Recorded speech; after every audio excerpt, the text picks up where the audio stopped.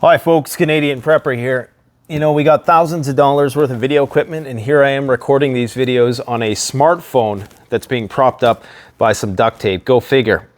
Okay, so today on the channel, we're going to talk about some insider information about upcoming food price hikes.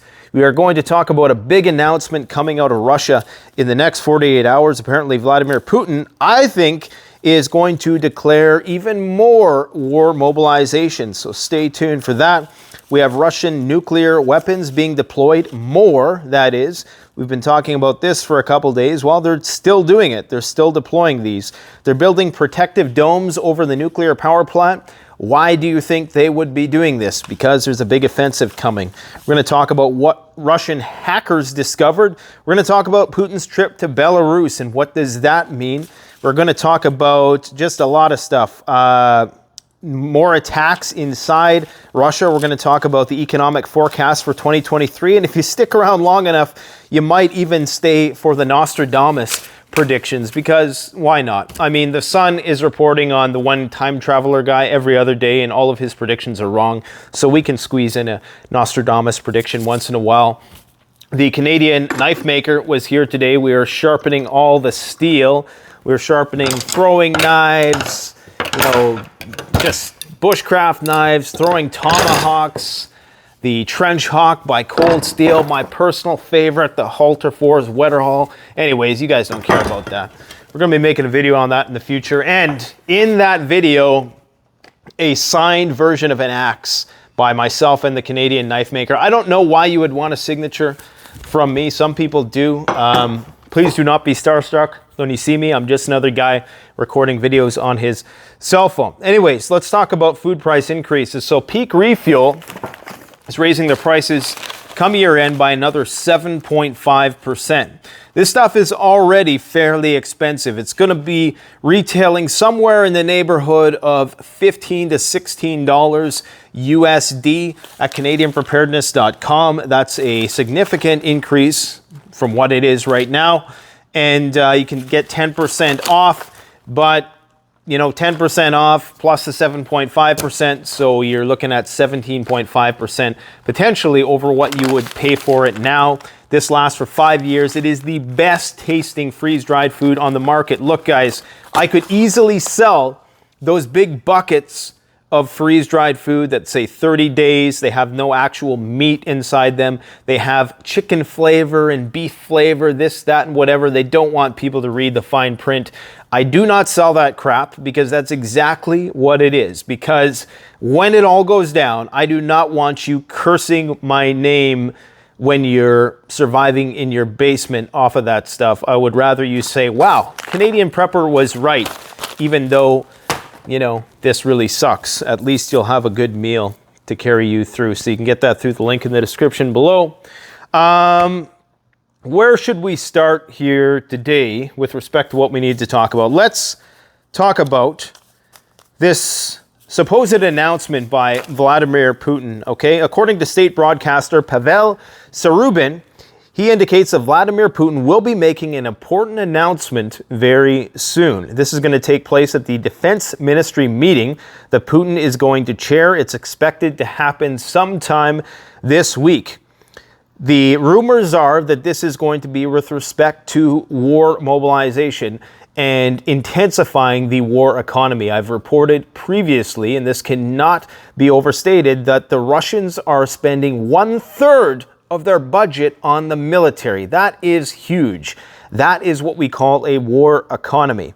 They're suspecting that this is going to be a full-on conversion to a war economy. I did a video on that months ago before any of this talk about war economy. And if there's any country that can do it, that is self-sufficient enough to implement a full-scale war economy, it's absolutely the Russians. We can't say the same about North America because a lot of our electronics are so technologically sophisticated that they require parts from all over the world. We don't possess a lot of the rare earth metals and the materials that you need to manufacture weapons in large amounts here. So Russia is much better positioned in order to do that, which doesn't bode well for the West and NATO in this war. They recall that Putin has canceled his traditional annual press conference that happens around this time every year. Instead, he's now gone to Belarus to meet with the Belarusian president. We'll talk about the details of that meeting as it's come out today. And now there is more support for the war with the Russians. And this is something that perhaps, Putin could not have done right from the start. People ask, why didn't they just lay the place to waste right from the get-go? They had all of the means to do it. They could have done all of these airstrikes right from the start. They could have weakened Ukraine from the start. The problem is that Putin has to be viewed as a cautious and rational actor throughout this whole thing so that he doesn't weaken his alliances with the people who are still supporting him. And by people, I mean nation states like China and India and other purchasers of what Russia has, which is oil, natural gas, and a variety of other very precious commodities that these countries need, especially along the lines of fertilizer that everyone is going to need in 2023. And that's going to be one of the big stories of 2023 is the fertilizer shortage. But the support for the war in Russia has grown. Now, you have to understand, and most people here in North America, we do not understand how on earth the Russians could support such a war. Well, I want to ask you, imagine if there was a war in Mexico right now. Imagine if we were fighting a war in Mexico. And no matter what sort of media was coming out from the other side, it would clearly be, at the center of most people's minds would be the need for national security. So the support for such a war would be incredibly high. Now, we project our own affinity with this conflict with the Russians. The Russians is literally right next door. Okay, it's right on their border. Now, we can detach ourselves from that because we're halfway around the world. All the way around the world, in fact, as far as we can be. So it's very easy for us to say, well, why aren't the Russian people, challenging their government on this? Well, maybe a small minority is. And many people who are even not Putin sympathizers, but kind of empathize with the whole NATO pressing up against Russia and the Donbass peoples and all that stuff, their plight. Even people who support that narrative are still criticizing Putin's invasion, okay? But that said, we need to understand why this is only going to continue to intensify in their support. Okay, you need to put it in perspective. You need to try to put yourself into the minds of the average Russian person who sees a war flaring up on their borders and understands NATO from the perspective of an encroaching force. Okay, so that's just something that I thought that I would emphasize because I think there's a lot of my viewers who still maybe don't conceptualize it in that manner. Maybe you have a different view on it. Let me know in the comment section below, please. Now, as far as the Russian nuclear situation goes, they continue to load nukes near the borders of Europe. These new Yars nuclear missiles are being loaded into silos. Well, they're not new, but the upgraded RS Sarmat missiles are in fact new. And those are going to be going into full operation very soon. They're going into mass production. There's already a third nuclear missile that has happened in as many days that has been loaded into a silo in Bologovsky, okay? And Russia is also preparing a hypersonic missile to be deployed. The Avant-Garde system has now entered combat duty in the Orenburg region, and this can hit any target on Earth in 30 minutes, 27 times the speed of sound. Okay, and the interesting thing with the Sarmat missiles, the new RS-28, is that they can circumnavigate the entire planet in the opposite direction as which traditional ICBMs could only go over the Arctic. They would take the shortest route, and that's where all of our radar systems are, and that's where our missile defense is sort of tailored towards, even though a lot of people think that the missile defense is, it's just simply not going to work anyways. But now the Russians can go in the opposite direction around the world. They can go around the equator. They can go in any way they deem fit in order to hit Washington. They can hit it virtually from any 360 direction around the Earth. And that is why the RS-28 is so concerning right now. Now, a big point of concern for me is that if many of you are familiar with the Zaporozhye nuclear power plant in Russia, the one that's, they've talked about for the longest time as potentially melting down, or the spent fuel rods not being kept cool, and just nuclear incident, and the IAEA has been in there inspecting, and for the longest time they've been worried about a major incident. Well, something is happening there right now that is not getting a lot of media attention, and that is that Russia is constructing a protective dome over these spent fuel rod pools, these places where they're kept cool, okay? And this is concerning to me, because the first thing I thought is, like, why would they be doing this now? Are they expecting the war to intensify? And are they expecting that maybe in an act of desperation, the Ukrainian military may accidentally hit one of these spent fuel rod facilities with a wayward missile or something like that? That very well could be. Now, this is designed, this sarcophagus, or whatever you want to call it, or I say that because that's what they have in Chernobyl. That's not really what this is, but this protective dome is meant to protect against shrapnel and improvised explosive devices. So they're most definitely doing this for the purpose of fortifying this from any sort of militant attack. And there is some suggestion, although the Russians deny this, that the Russians are setting up missiles at the plant.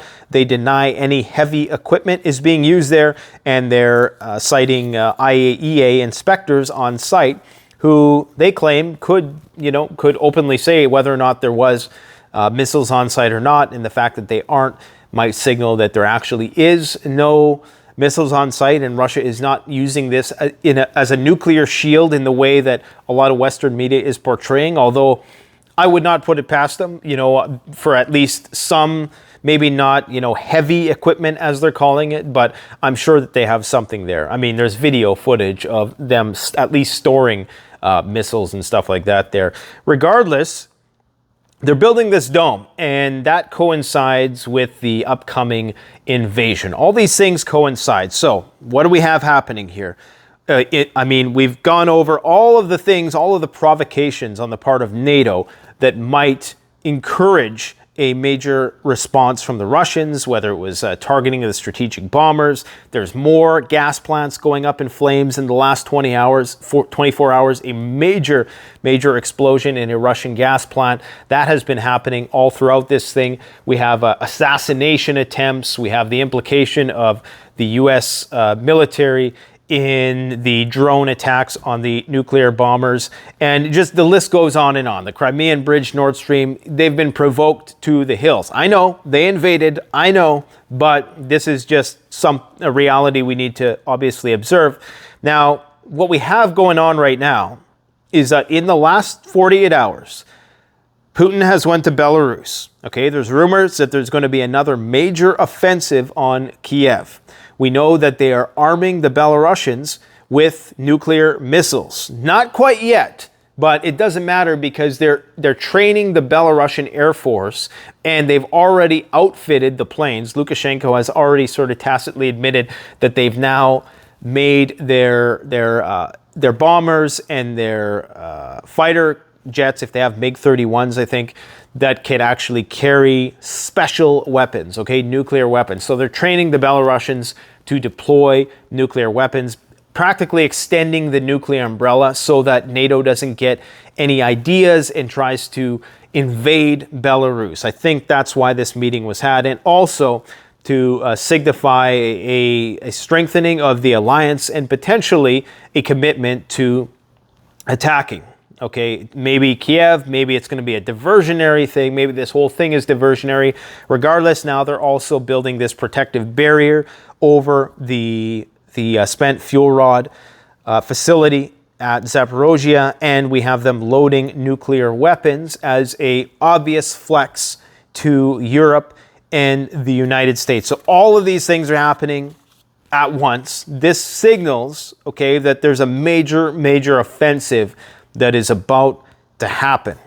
So as I indicated, Russia is going to be training Belarusian flight crews to carry nuclear payloads, and they're going to be boosting their combat readiness, doing joint military exercises, deploying Iskander and S-400 missiles. And this is why the Ukrainian top brass is fearing a second offensive on Kiev. Now, this might just be what they call a fixing maneuver. And I'm not a military guy. I'm not pretending to be one.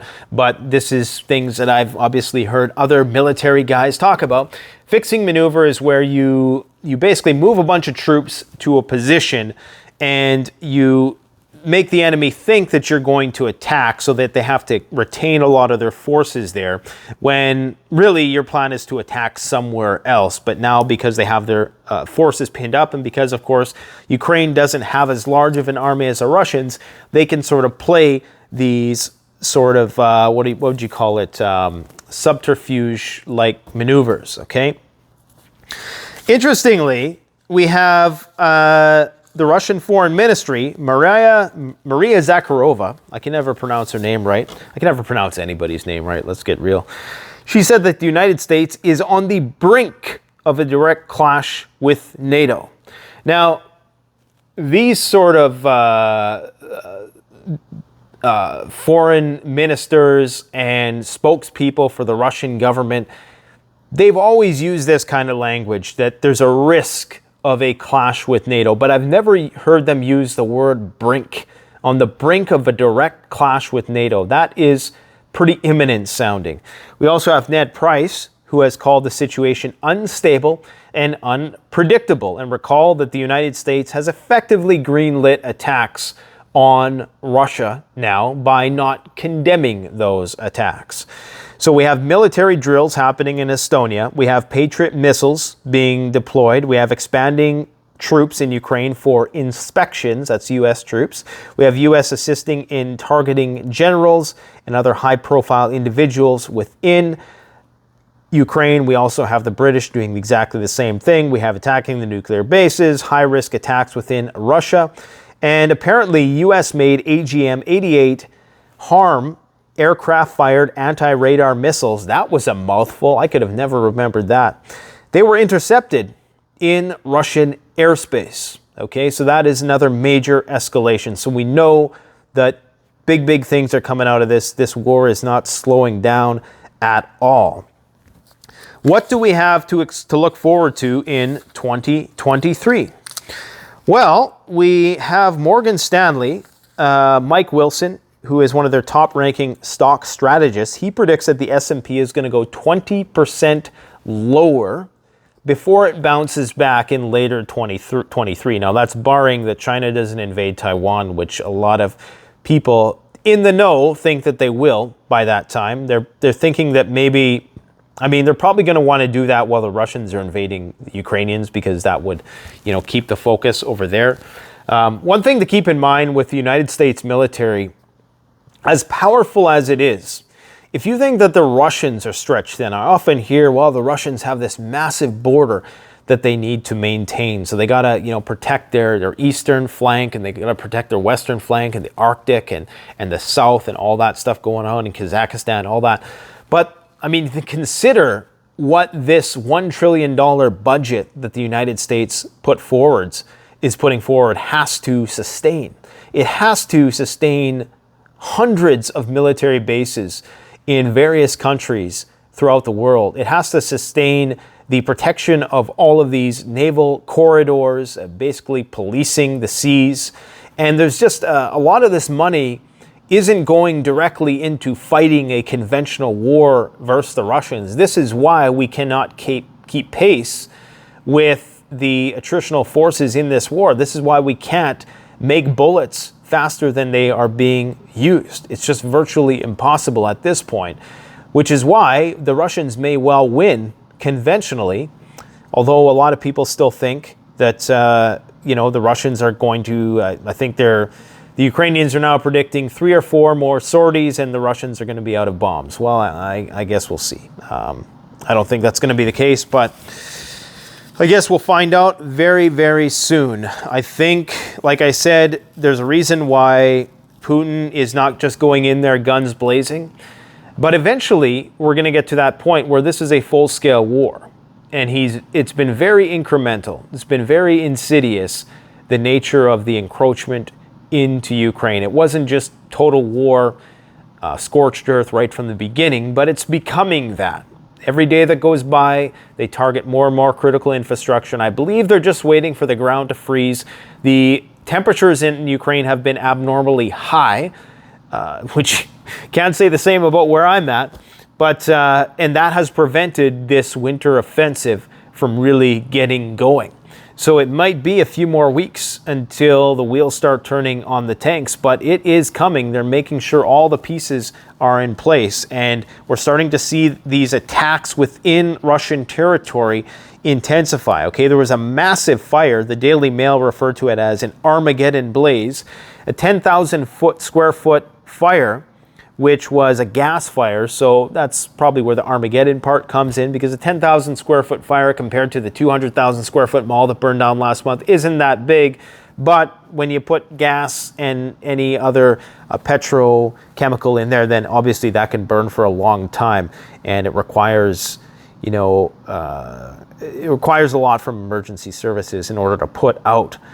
So things are just, teetering on the brink. That's why I say, if you can, stock up on food now before the price goes up next year. The Canadian government is predicting that the price of food is going to go up 5 to 7% next year, and that is assuming the weather cooperates. That's assuming that the war doesn't intensify, that new wars don't break out, and that the economy remains relatively stable to what it is now. I don't think any of those things are going to happen. According to OPEC, there is likely, this is the golden age for oil. I mean, the price of oil is only going to continue to increase. They've not been able to produce more than 30 million barrels per day since 2015. And the U.S. has released 200 million barrels from the strategic oil reserve this year. And that has what has kept the price down. That's the only real thing that is combating inflation right now. And now that China is opening up again, global demand is going to start to skyrocket. So enjoy that cheap gas while you can. As for Nostradamus' predictions, well, he predicts a great war in 2023, a 7 months great war. And people dead through evil, he says. That's very, very vague. Okay. Great war. What does that mean? Of course, everybody's tying it to the war in Ukraine. And 7 months, some people are saying, well, 7 months doesn't seem that long for a great war, but they're suspecting that maybe he was referring to a nuclear war. Obviously, I mean, this is all just astrology, man. I don't put much stock in Nostradamus. Honestly, if there was ever an era for Nostradamus to be right about almost everything, it's going to be right now, because it's not easy to make bad predictions right now when we're in a bearish territory in pretty much every aspect of things.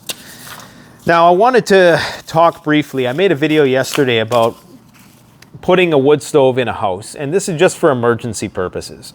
And I think that a lot of people overthink these things too much. We try to be perfectionist when we're preparing for worst case scenarios. And the fact is, we're not going to be able to recreate things to the ideal standard that's up to code and regulation when the grid is down. Now, a lot of the stuff we talk about on this channel assumes that there is no government. Let's face it, that there is no law being enforced. And in those situations, what you have to do to survive might get stretched a little bit. It's not going to be perfect. For example, people are talking about how, well, you have a little too close to the windowsill and, that might melt. And I mean, the thing is, a tent that is 1 millimeter thick won't melt, and that's just 2 inches from the silicone stove jack. So it's sometimes we're being too perfectionist. The whole point of that video was not to be a replacement for something which is up to code. That's something you can do in a pinch, in an emergency, if you can't afford to install a wood stove in your home. It's not meant to be a replacement for something which is currently legal. Okay, there's going to be a lot of things that you're going to have to do to survive that by current standards might be illegal. I'm not encouraging you to do anything illegal. I'm just saying, consider, for example, water. There's people who swim in the Ganges River every day And you know when they swim in it, they consume it.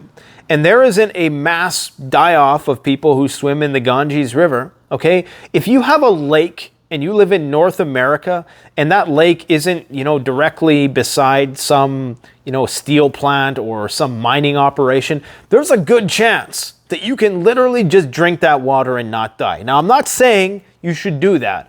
I'm just saying that we're so whitewashed in this society, we expect everything to be so perfect. Things aren't going to be like that when it hits the fan. Okay, what about food? There's a very good chance that you are not going to die from botulism. Anytime we make a video about food preservation, the botulism police come out because that 1 in 1 billion people is going to die from botulism. Now, I'm not saying throw food safety out the window. I'm just saying if you're walking down the street and it's minus 30 and you have a paper mask on your face and there is no one around for 10 miles, maybe you're exaggerating a bit. That's the equivalent with the whole botulism thing. Okay, there's people, the pioneers, they came across, they didn't know anything about botulism. Sure, a lot of them died. Sure, infant mortality was high. Sure, a lot of women died during childbirth and all these things. And sure, modern medicine, extended life expectancy a lot. But, if we're obsessing about every minute detail, then chances are you may just not be tough enough to survive what's coming. Because you're going to have to be tough. And when it comes down to it, if you're still alive, you'll be amazed at the kind of animal you can become when you just don't have much left at your disposal and you are forced to do things to survive. Now, in terms of guns, how much time do I got left here?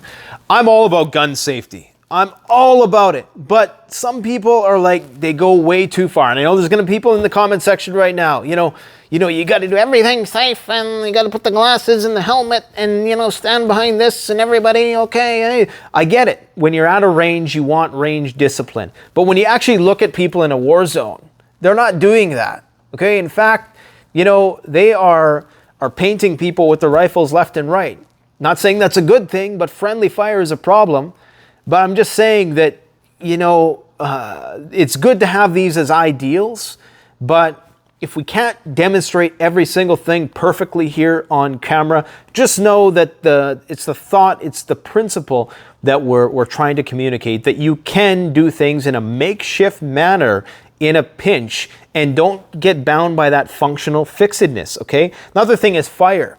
Me and the nuclear expert that I had on recently, we were talking about how, Stephen Harris, we were talking about how FEMA was saying you shouldn't use candles in your home after a nuclear bomb goes off because you might burn your house down. I mean, think about that. Think about the lunacy of that. It's just stupid.